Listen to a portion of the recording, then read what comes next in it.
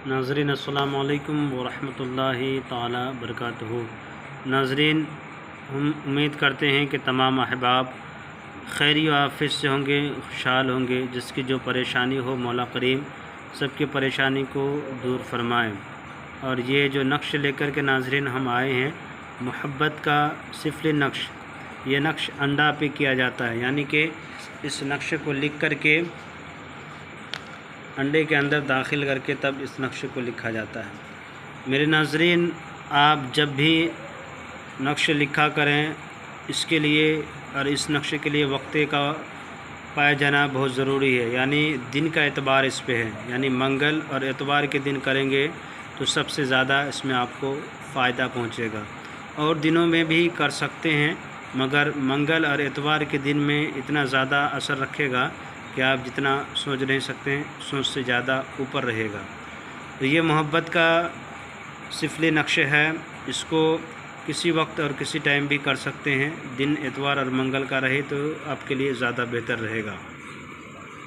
नाज़रीन, क्या करना है कि आपके पास अगर अर्क गुलाब ज़ाफ़रान है तो ज़्यादा बेहतर है, इसलिए कि अगर अंडे में डालेंगे तो उसमें घुल जाने के बाद, मिल जाने के बाद ज़्यादा बेहतर रहेगा कि उतनी ही जल्दी आपका मोहब्बत का असर दिखाना शुरू कर देगा। नहीं तो नाज़रीन, अगर नहीं है तो मजबूरी के आलम में आप एक ब्लैक कलर का कलम ले लेना है, बगैर दाग व धब्बा के एक वाइट कागज़ ले लेना है। इस नक्शे को लिखने के लिए शुरू कर देना है।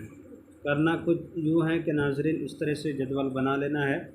जदवल बनाने के बाद सबसे पहले आपको लिखना है, यहाँ से इस तरह से जब जदवल बना लिए, खाना बना लिए, तो उसके बाद इस तरह से आपको बना देना है, इस तरह से मैंने बनाया है। उसके बाद यहाँ पे लिखना है 786। उसके बाद लिखना है अलिफ लाम मीम।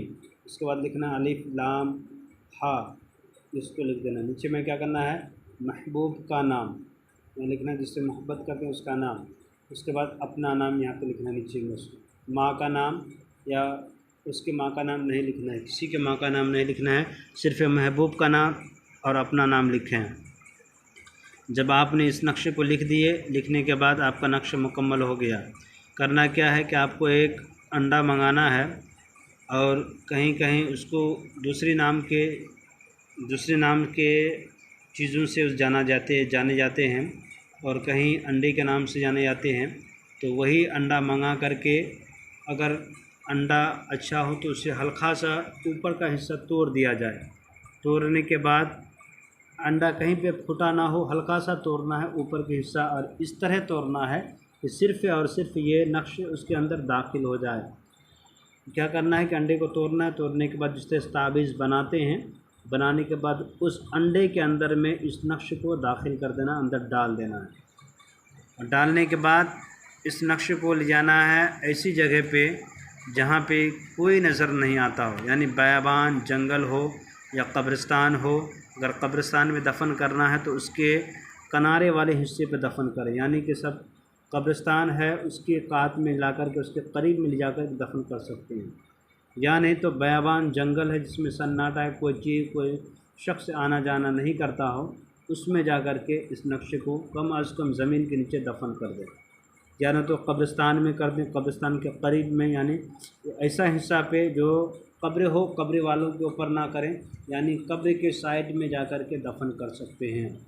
इस तरह से ये नक्शे मुकम्मल हो जाएगा। ये सिफली नक्शे हैं नाज़रीन। और अगर ये नक्श करते हैं बगैर इजाज़त के, कोई इस नक्शे को अंजाम ना दे। इसलिए कि नाज़रीन, अगर जब आप नक्श लिखते हैं या नक्श करते हैं, इजाज़त लेना ज़रूरी रहता है। और इस नक्शे को अगर आप इजाज़त चाहते हैं, मेरे चैनल को लाइक सब्सक्राइब कर दें और कमेंट में कुछ लिख कर के माशाअल्लाह लिख के या सुबहानल्लाह लिख कर के भेज दें, आपको इजाज़त मिल जाएगी।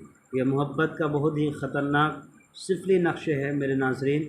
इसको अच्छी तरीके से करें और सही सालीम तरीके से जायज़ मोहब्बत के लिए करें, नाजायज़ के लिए ना करें। जिससे शादी रचाना हो, ब्याह रचाना हो, इसी के लिए करें, वरना नाजायज़ के लिए, गलत फ़ायदे के लिए आप हरगिज़ ना करें। अगर आप करते हैं तो उसका ज़िम्मेदार आप खुद हैं। मेरे चैनल के नाज़रीन, गुजारिश है मेरे चैनल को लाइक और सब्सक्राइब कर दें, ज़रूरतमंदों को शेयर कर दें। खुदा हाफिज़।